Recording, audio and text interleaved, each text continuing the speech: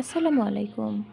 Double কুশি কাটা করার জন্য এভাবে কুশি কাটাতে পেঁচ দিয়ে নিলাম সুতা। তারপরে থাক অংশ থেকে আমরা আগের ভিডিওতে দেখেছি, থাক অংশ থেকে সুতা পার করে নিলাম। আর কী মাপে সুতাটা রেখেছি একটু লক্ষ্য করবেন।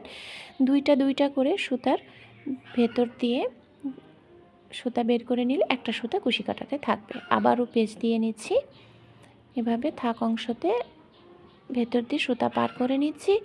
আবারও দুইটা করে ঠিক একইভাবে সুতা পার করে নেব। এটা করলে হবে এটা ডবল কুশি কাটা বা লং। মার কাছে শিখেছি যে এটা লং করা শেখা বলে।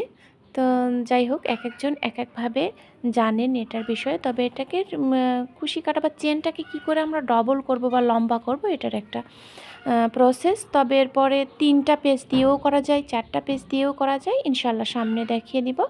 দেখেন ওইভাবে থাক অংশ থেকে নেওয়ার কারণে দুই দিকে সমান এবং সুন্দর হয়েছে। আল্লাহ হাফেজ।